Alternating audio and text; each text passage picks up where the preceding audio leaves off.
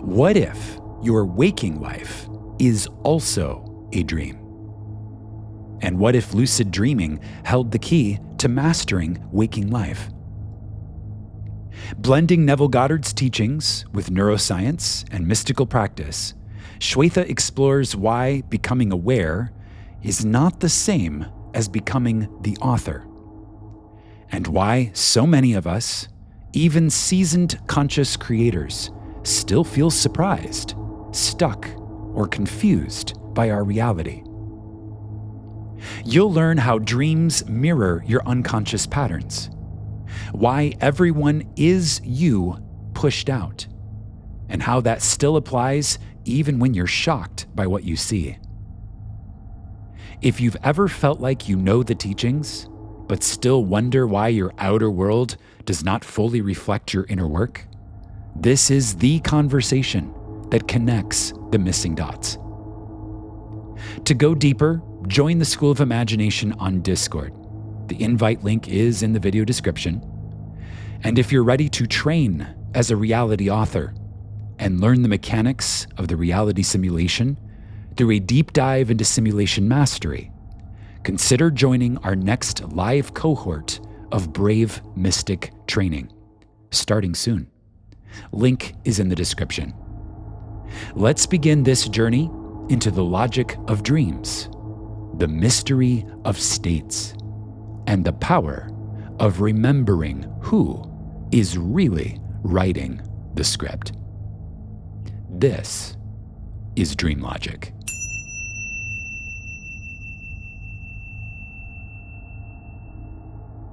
So welcome back to DreamLogic. This is, I believe, episode 9.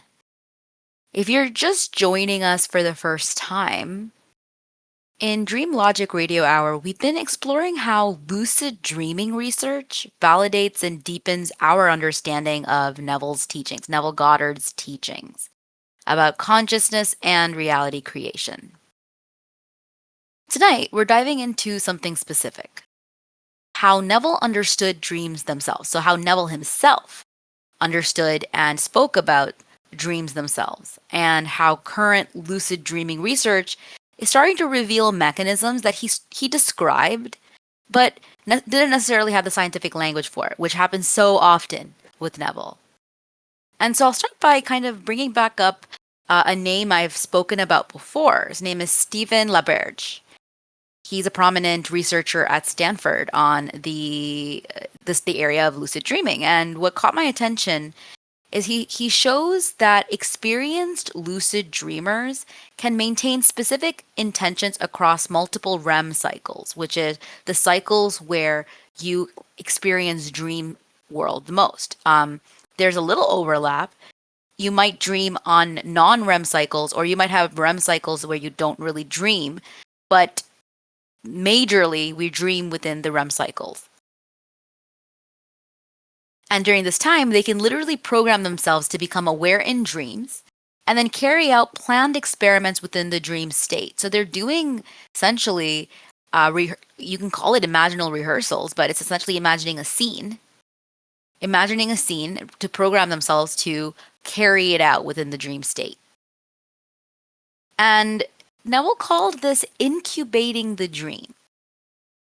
If you look at what all of this different explanations he had about the shared dream, as well as various what we could call, sleeping reality, waking reality, and everything honestly in between, he seemed to have techniques for programming specific experiences through repeated imagination. And that has an effect, yes, in our waking dream, but also in our sleeping dream. And he also talked about visions a lot, which he spoke about that as a dream-like state to be in. So he explored this a lot using the biblical terminology that he used so effectively and with such efficiency, such depth as well. And with lucid dreaming research, it starts to reveal why some of Neville's techniques, like what the mechanism sort of behind them, and maybe how we might refine them and experiment with, based on what we now know about dream consciousness, as is with the scientific research.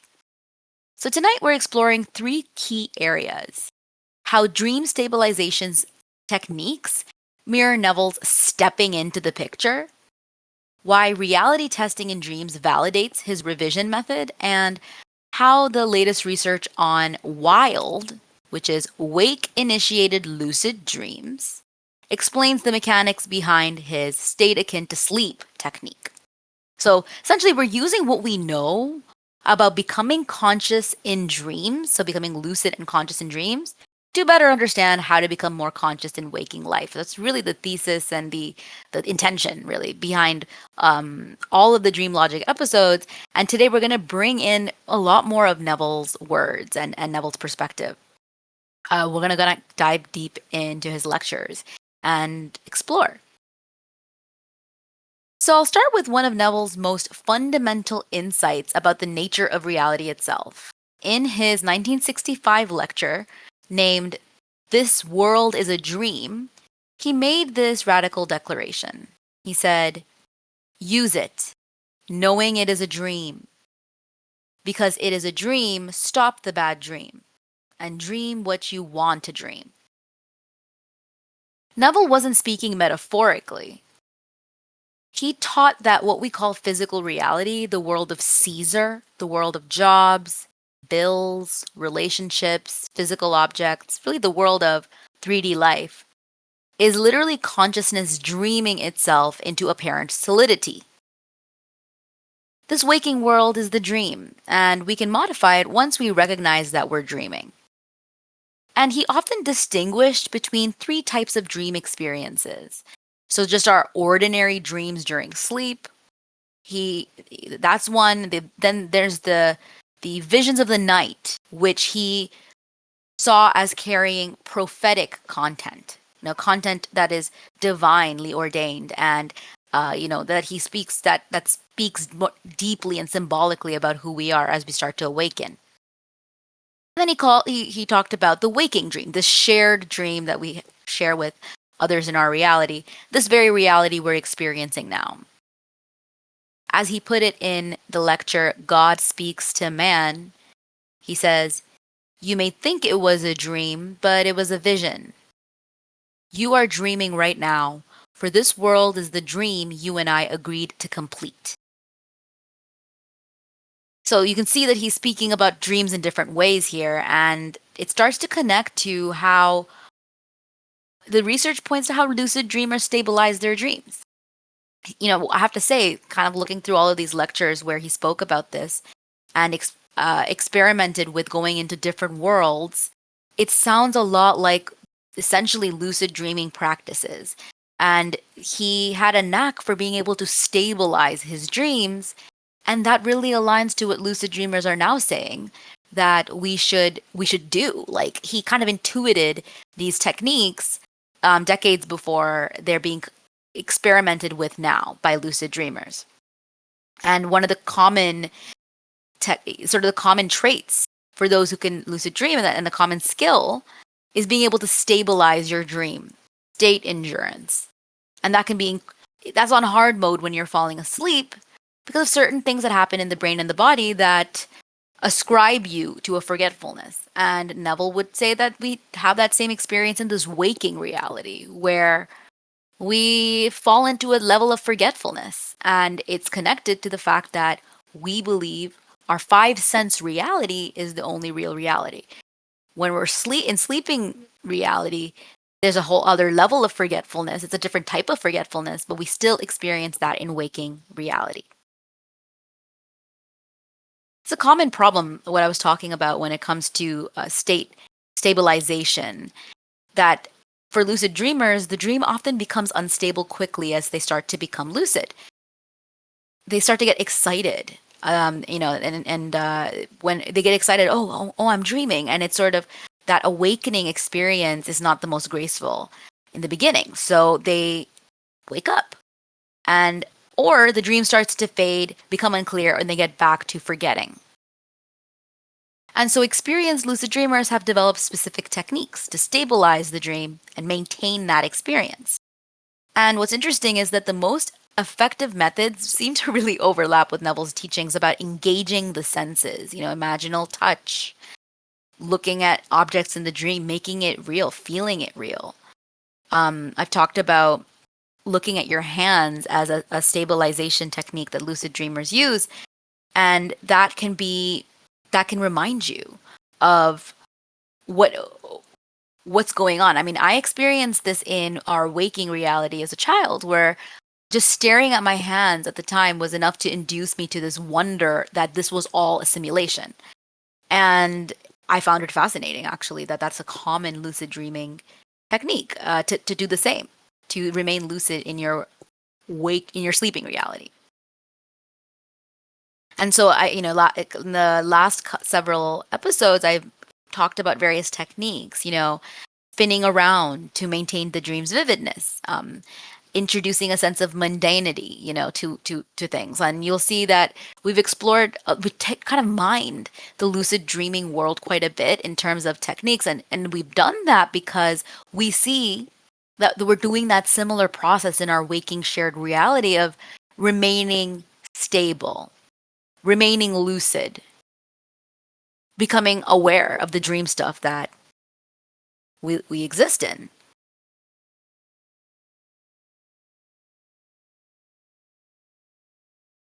I think that the engaging senses part is something that's really stuck with me as I've been doing this exploration for the last several weeks, is the state stabilization and engaging with my sensory, all my imaginal senses as much as possible.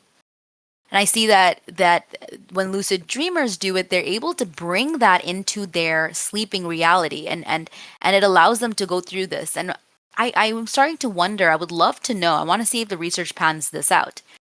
Do lucid dreamers also experience the things that they are practicing in imaginal rehearsals in this wild technique, which is essentially, most of these techniques are really similar to Neville's teaching about imagining a scene that implies the state of the wish fulfilled or implies something, with full sensory vivid imagination. So I find that this was incredibly encouraging. And if there's any real takeaway here is to reiterate the importance of those things. I want to go back to one of Neville's most sort of detailed lucid dreaming experiences, where he really enacts what lucid dreamers are doing today and embodies it. And I spoke about this last week, and I want to bring it back up and deepen it a little bit, because the story was really fascinating. It's not about manifesting in this waking reality. It's talking about worlds within worlds and how that connects to our dream states. So in This World is a Dream, Neville describes lying on his bed in Beverly Hills when he suddenly sees the interior of what happens to be a luxurious hotel. But what makes this a true kind of lucid experience is he maintains awareness throughout. So he says, "My consciousness followed vision, and I stepped into what I beheld." He knows he's in a different state. He knows he's seeing something. He's seeing a vision. And we'll notice what happens next. He says, "I returned to my body on the bed. Then, still seeing this interior, I stepped into it again and repeated this action time and time again, maybe a dozen or so times." And he's calling this a vision, how his consciousness followed a vision that had already started to form, because he suddenly saw the interior of the luxurious hotel, and he knows he's in a dream state. He calls it like a vision. And he practices. He's repeating it a dozen or so times, seeing this interior. And that sounds like he's not accidentally falling into a vision of any kind. What's happening is he's consciously practicing entry and exit, building his capacity to stabilize in this reality, in this alternate reality that he's found himself in. And this is exactly what current lucid dreaming research shows is most effective. It's repeated, conscious practice, rather than hoping for accidental lucidity. And he explores this dream world. He says, "The whole thing closed upon me, and I am in a world as real as this world, just as real as this world." And where his lucidity training becomes even more evident is when he encounters those ladies. So he encounters two ladies in the hotel, and he tells them, "Ladies, this is a dream." It's like he's testing his lucidity the way experienced lucid dreamers sometimes do, where they're speaking to the dream characters. Neville maintains awareness of the dream state while engaging with the dream characters. That doesn't get him back into sleeping. Like he remains lucid. He doesn't lose his lucidity. And what's interesting is that next move that he uses, which is to reach for an object hanging overhead to test the reality. So something that reminded him of an item he'd seen in a friend's home months earlier, he saw it, he's like, and he grasps it. And he noticed it's as solid as this, meaning solid as this waking reality we share. And that is a reality check. That's the lucid dreaming technique of the reality check, because he's not just touching any object. He's just not just touching the object. He's testing where dream reality, can it maintain the solidity of specific remembered details? Can it remain and maintain the solidity of specific things from my past and still allow me to keep lucid? And he's able to pass the test. And this experience, he says that it taught him what he essentially, you can call it the step into the picture technique. He says, you can enter any state in this world, and on the entrance, it ceases to be a flat surface. It is reality. Why? Because you are the reality who dwells in it. And so he's talking about entering a state and taking a reality from a flat two-dimensional surface and an image, I guess, and makes it alive, makes it cubic.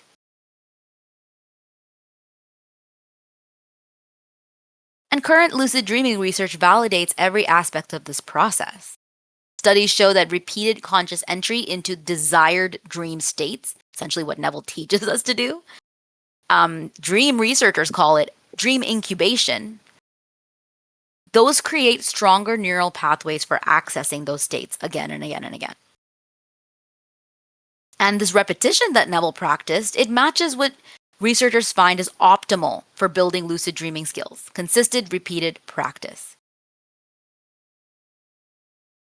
I want to go through some crucial distinctions that Neville made about dream logic. The fact that he was experimenting with this really put him ahead of the game and helps us parse through this lucid dreaming experimentation that's going on. So a distinction that he made that's crucial to understanding his whole dream theory was that ordinary night dreams are largely symbolic, like parables, like metaphor parables, that your subconscious uses to communicate insights about your current state and direction. Which that seems to make sense, that your ordinary night dreams are symbolic. He said this in The Value of Dreams. He said, from the beginning to the end of the Bible, God is always speaking through a dream. And in this case, in these like ordinary night dreams, these are parables that your specific subconscious uses to communicate insights to you. It's you pushed out in a symbolic sense.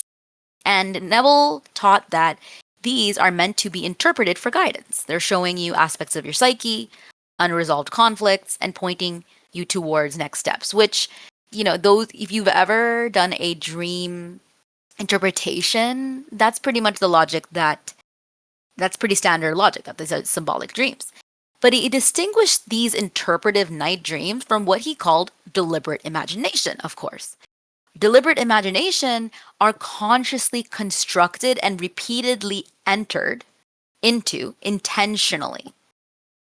So these interpretive dreams of the night are different than deliberate imagination, of course. And so he was starting to make that distinction that they're deeper sort of symbolic aspects of you, just like our imagination is. But deliberate imagination, we are able to consciously construct and repeatedly enter for intention to experience it in this waking reality. That's direct authorship. In Remain Faithful to Your Idea, he said, a dream is nothing more than uncontrolled four-dimensional thinking, the rearrangement of both past and future sensory impressions into a single composite impression. So in that case, he's talking about a night dream, that a night dream is nothing more than uncontrolled fourth dimensional thinking. The rearrangement of both past and future sensory impressions into a single composite impression. So your mind, when you're sleeping, is randomly mixing and rearranging memories and impressions. And so those are the ordinary dreams. Conscious imagination, on the other hand, is controlled fourth dimensional thinking, especially when you're going state akin to sleep. Taking your control of your imagination consciously is deliberately choosing how to rearrange those impressions deliberately, rather than the uncontrolled ordinary dreams, Neville said. And this maps directly to the difference, in my view, seems to make perfect sense between ordinary dreams and lucid dreams too. Because in ordinary dreams, you're unconscious, but as you start to get lucid, you become conscious. And even though it is incredibly hard, I've spoken about the rarity of this before, it can be quite a challenge to even experience lucid dreaming a few times a month, even for experienced lucid dreamers. However, in lucid dreams, you can train yourself. You can become conscious, and then you have the freedom to direct the experience if you so choose. And I see that as similar to this reality where most people live in what Neville would call uncontrolled fourth dimensional thinking. Yes, that's true for our sleeping reality, but unless you know who you are and you consciously are shifting your state, like the work that we do with the School of Imagination, through the work that we're doing in Brave Mystic training, we're trying to start to control that in our waking reality as well.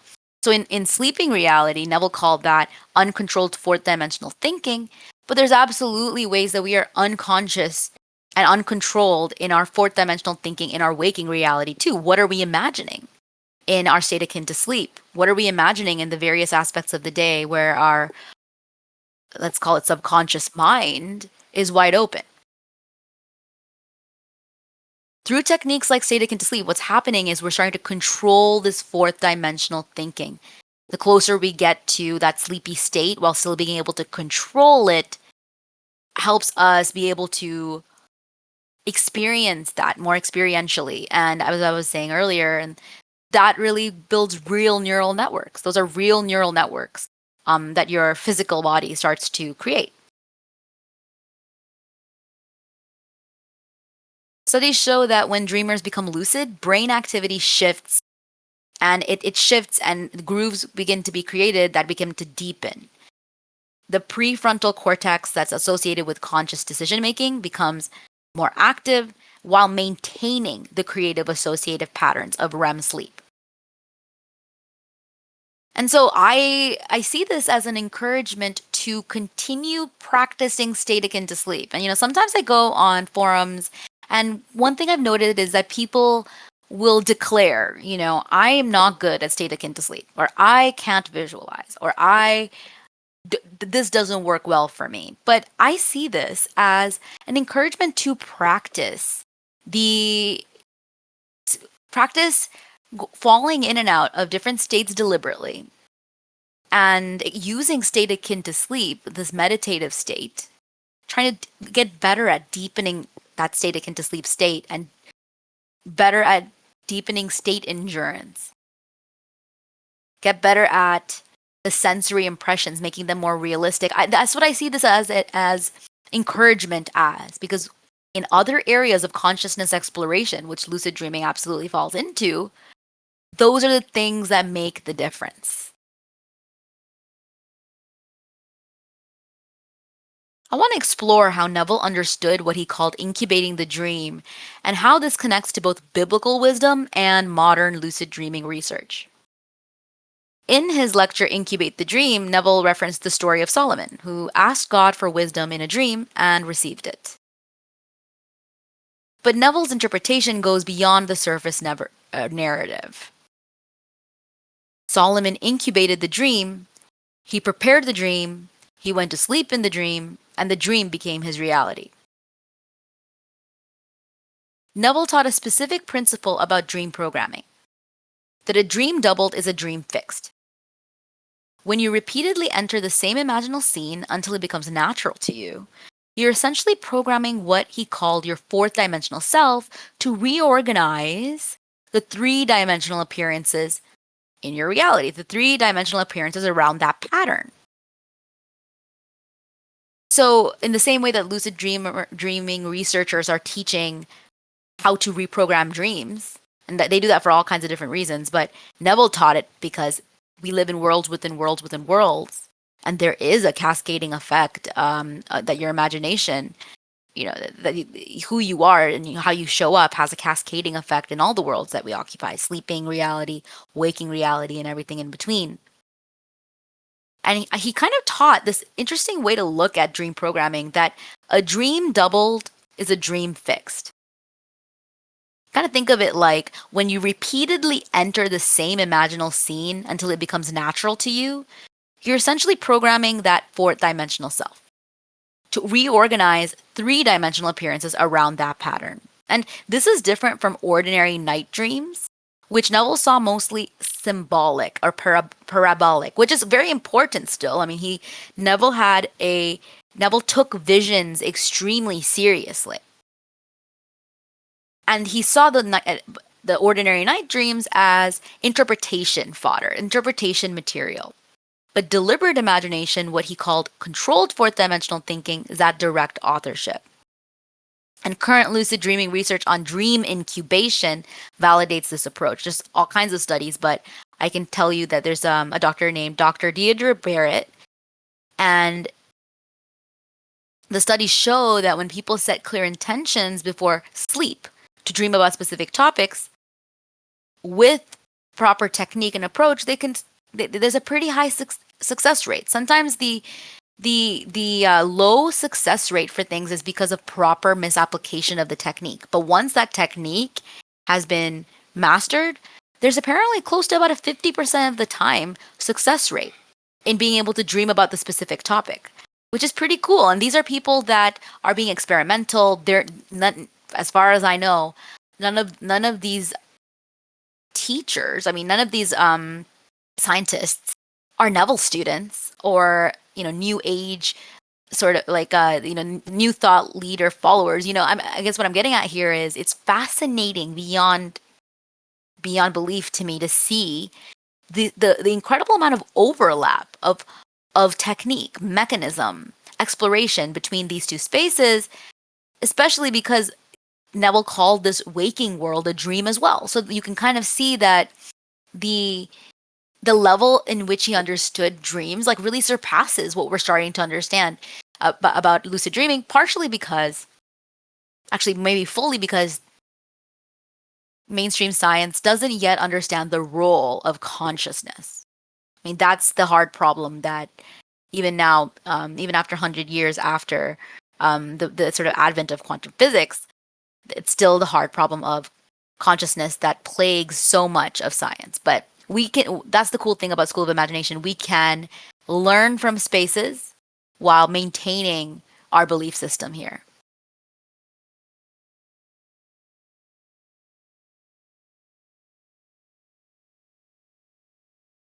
Okay.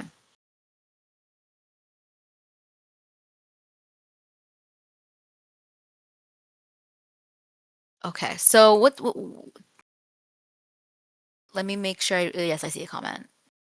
Kathy says, perhaps with EMT LD training, we would have increased possibility of reaching this state. It's interesting you say that about lucid dreaming training, because I can tell you I've never actually lucid dreamt before. I'm just using this as a framework to get as much of it as possible, mine as much of it from much from it as possible to help me in this waking reality. And I have seen some really fundamental changes that I'm still processing and trying to make sense of in terms of how I see this waking reality as a dream, and what that means for what I'm bringing to every moment. Like what I'm bringing to every moment in terms of a state. If I start to imagine that this is a dream, just like the dream stuff and sleep, there's something that it does to my physiology, like to my state right away, where I'm like, oh no, if I were lucid in lucid dreaming, I would actually chill out right now. I would chill out. I would not take it so damn seriously. I would detach. I would get curious, and I would focus within. You know what I'm getting at here? Because that's the long and short of it. But then, so there's that aspect of it. The other part of it is the repetition that it's encouraging me to practice. The state endurance that lucid dreaming research is encouraging me to develop and continue. The sensory, the sort of full sensory experience that lucid dreaming practitioners are using to make sure that they have that high success rate, that they know they master the techniques. So I guess what I'm saying is I'm using this as inspiration. So it would be lucid dreaming training.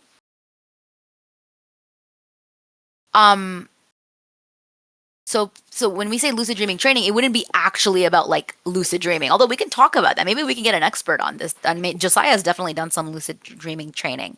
What we would do and this is something that I do bring to Brave Mystic training in this cohort, is the best practices that come from lucid dreaming. So you're saying, I'm not, Kathy says, can you expand on that idea? I'm not sure what you're getting at, but can you walk us through what that would look like?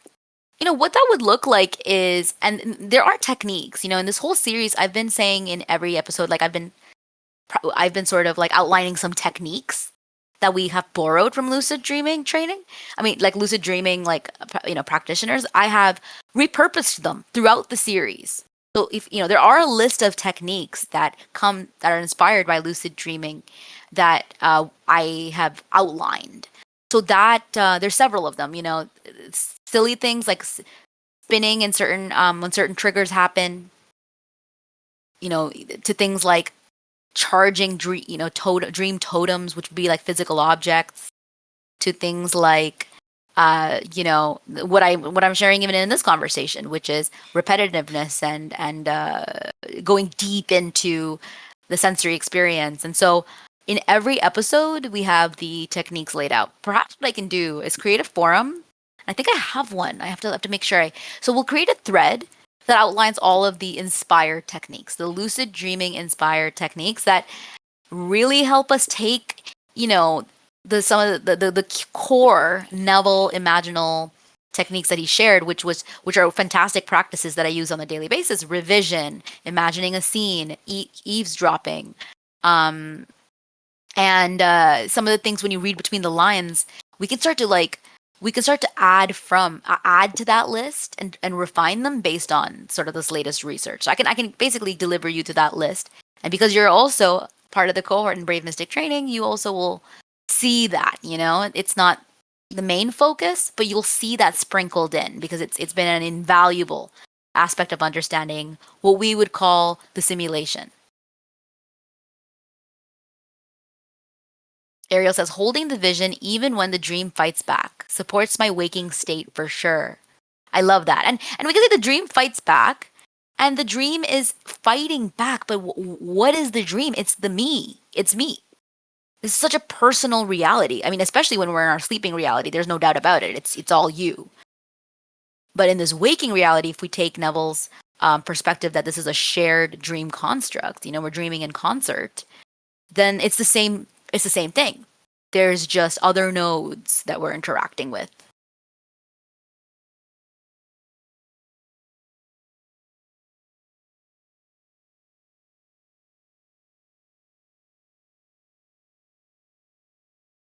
And so I kind of wanted to also connect the dots to, Neville's revision technique specifically.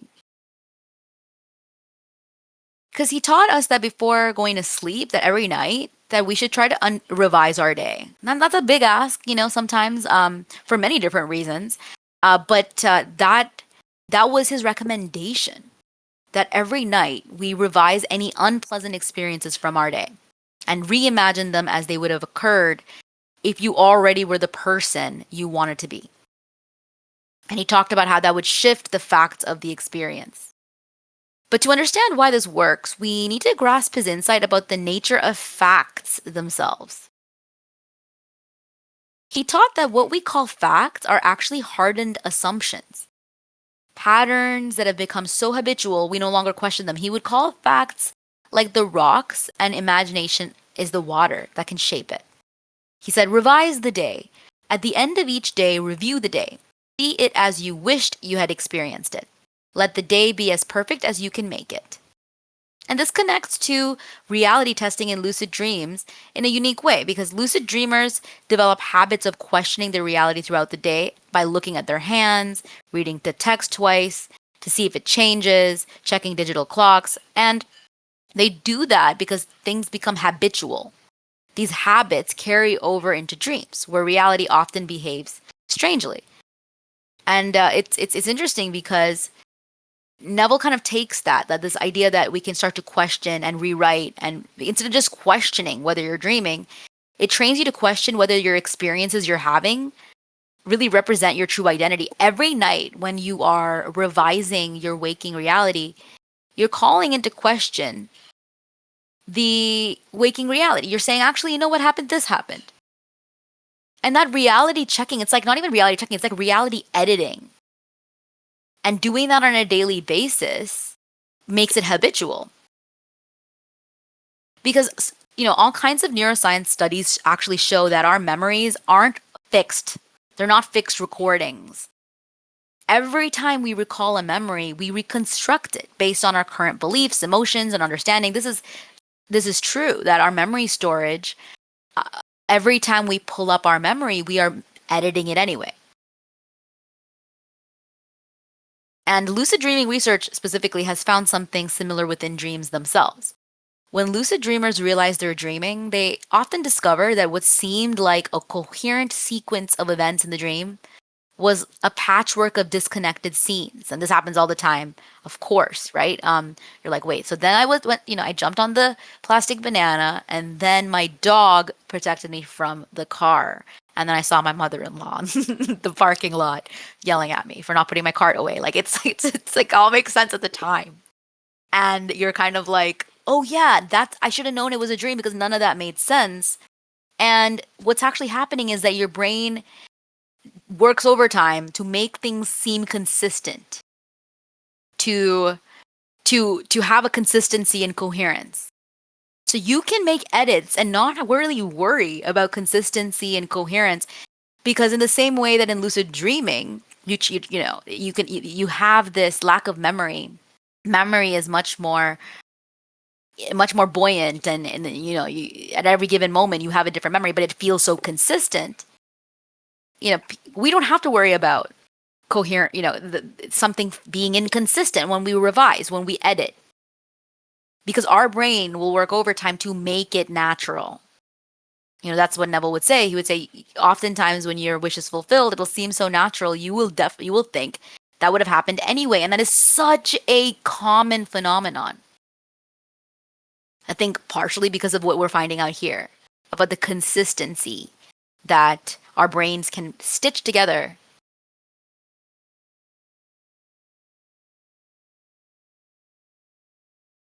So it's just important to know our brain is doing this anyway. It's editing our experience to make it seem consistent. Now, that doesn't mean we don't trust our memories or anything. Like, I guess what I'm getting at here with the memory is just have a working knowledge. Okay, what I experience in my memory, which is affecting my state, what I have in my memory in its unedited state is creating my reality now. As I start to edit my memory, because that affects my state, I naturally have to create something different.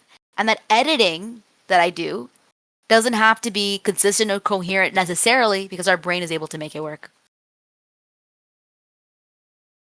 Kathleen says, yes, indeed, I have that too. You're talking about when things feel so natural. In fact, that feels like a feature of manifestation for me. Like there's of course the little wow moments that sometimes that make a really cool story.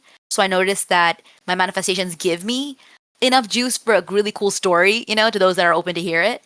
But it does take the natural route. It definitely takes a natural route. And I'm wondering now if it's because what we're learning about how the brain works, and in lucid dreaming, you think about dreaming in general, hey, we make it make sense. We make it make sense even if it's wild. Kathleen says, yes, even winning the lottery feels natural. Guess when it feels natural? Once you do it. I always think of it like this, where I'm like, wow, once it's done, then it isn't a possibility anymore. It's just, at that point, it's just my reality, right? So I'm free to imagine that, because if I make it feel natural, it's because it already happened. So, anywho, To those who win the lottery feels natural. After some point, maybe in the beginning, they freak out and this is a, set of experiences, but at some point, it feels natural. How would that feel? It's funny because I've never actually had a desire to win the lottery. That's never shown up in my desire space. So I would have to really practice that. Okay. So now I want to take inspiration from lucid dreamers that if they can rewrite dream scenarios in real time, in hard mode, because in that sleeping reality, things, there's certain parts of the brain that shut off. So remembering that you're dreaming does not come naturally. We can actually do it easier in this waking reality in some ways, And so if lucid dreamers can edit and rewrite their dream scenario in real time, we can certainly rewrite our emotional and psychological relationship to past events. We can do it. We just have to recognize that our memory of those events is more fluid than it appears. Kathleen says, a friend of mine won the lottery and took me to New York City first class. That's so cool. That was my bridge of incidents for going to New York City first class instead of Barbados first class. Oh my goodness. When your friend won the lottery, did they have any inclination that they were about to do so? Can we do a little reverse engineering there? Do we know what state they were in? I love like, because the thing is that when you are breaking probabilities, and there are people who win the lottery and they repeatedly do it. When you're breaking probabilities, I always like to know like what did you bring to the table? It could also be pure randomness. Randomness absolutely has a play, but even that randomness has structure because there's a collective belief that random things happen and that sometimes people just get lucky, So things to be said there.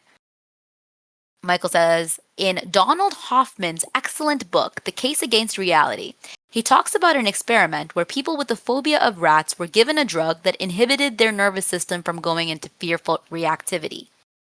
The results were that the subjects were cured of their phobia completely after being exposed to what they were afraid of only one time, without physically experiencing a fearful response. That's I love that because what's really happening here is they have a nervous system. They were able to solve the nervous system problem. That's really cool. It's like they were okay. So let's think about what was actually happening there. They were given a drug that essentially gave them. I'm going to call it nervous system, not sovereignty, not mastery, but placating, control over their nervous system, right? Synthetic control over their nervous system. And then they were exposed to the rats. And because they were able to experience the rats without having that fearful response, because they were able to turn it off, that trained them. That cut that loop, that feedback loop. That was a pattern interrupt to that feedback loop. And that broke the dream there. That broke this belief that they had that they were terrified of rats. Now, I have to say, I am surprised that if their nervous system, like that drug, was taken away, how were they able to maintain? And I see that that's really interesting. It's really interesting. So their ability to maintain that came from that exposure itself. Very cool. I'll have to look that up because I actually think I have that book. But I probably just skimmed it and haven't or don't remember this very well. Thank you for sharing.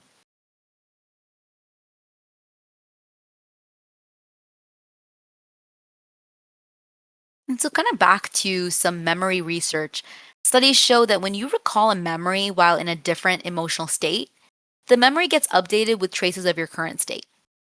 The factual content may remain the same, but your felt sense of what happened can change significantly. And I think this is relevant. It's kind of helpful because we can use that to break that wheel of recurrence that Neville talked about. The wheel of recurrence are these repetitive feedback loops, repetitive patterns, where you keep attracting similar unwanted experiences, and you're kind of on that hamster wheel of unwanted experiences. And so if we can it reminds us that Neville's recommendation of revising every day, there's such solid reasoning in that, because if we revise on a daily basis these limiting experiences before they get deeply encoded in our memory, we can prevent them from becoming the template for future experiences. Because being encoded in your memory affects your state. Every moment of every part of your life, you have a memory associated with it. You're not remembering everything in the world in every moment, but you have a memory of who you are and what's going on in the story. And so if you're revising these experiences before they get deeply encoded, we can pattern interrupt the pattern.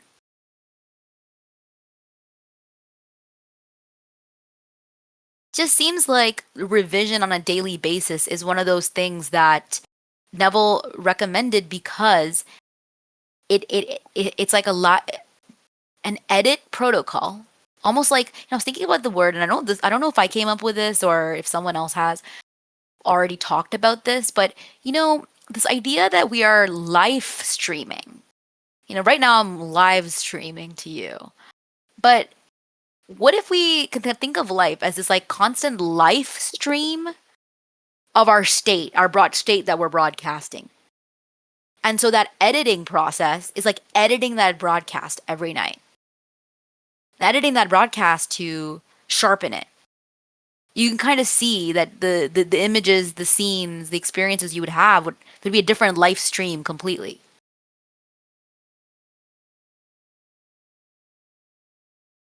Kathleen says, he was clueless. I was imagining going to New York first class. He was my bridge. It happened after a Joe Dispenza event. Very cool. So he was your bridge. That's super cool.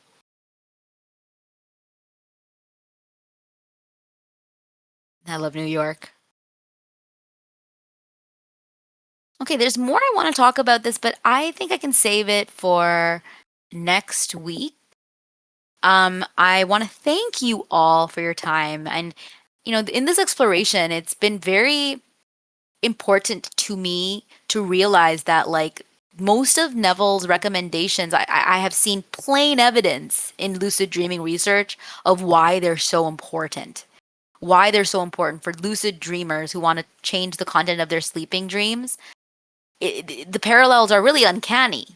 And so what that means is that I take, Neville's recommendations seriously and make them my own and practice. And so, what I really want to do, and this is something I should make sure that you have access to, is consolidate all of the techniques, all of the takeaways that we've done in the last nine weeks, and put them together. And you will see how much of an overlap, and they're just refining Neville's base sort of techniques and the sort of mechanism he described of how this reality works. So I'll make sure that you have that in the Discord. I want to thank all of you for joining me week after week on this exploration and sharing your stories and your thoughts and your insights. Very interesting, and it's been really inspiring. Honestly, it's been really inspiring for me to take what I've learned here, share it with you all, and get experimental with it. I think that's it for me. Thank you so much, and have a wonderful weekend. Yes, Josiah says, I will be sad when this series ends. Now, I have to say, there will be an end date to this. We are knee deep in Brave Mystic training. I want to give that my full attention. And I want to sort of let this simmer a little bit. Let this series simmer a little bit at some point. And once we do that, we can take what we learn here, because I want to experiment with this stuff. I want to actually use this stuff. Let's see what shakes up inside my spirit with everything I've learned, and see what we can learn from it. Because every time I've incorporated a lucid dreaming technique, I've had some strange occurrences in my waking reality. So there's a bunch of story times that we could do. So don't think that when we stop any of our series that we're abandoning you. What's happening is we're refining, experimenting, so we can bring you something really solid and something even better, and even more interesting than, the first time you heard about it. And I will talk to you soon. See you next week. You have just explored another layer of the dream. If it stirred something in you, don't rush to wake up. Let the symbols, the questions, the recognitions keep echoing. To integrate what you're discovering, join the School of Imagination on Discord. You'll find community, prompts, and the live voice stage where these episodes unfold. And if you're ready to go deeper into simulation mastery, state authorship, and the metaphysical training that rewires your reality, Brave Mystic training is now enrolling. Link in the description. Until next time, stay lucid, stay soft, stay sovereign. This is DreamLogic.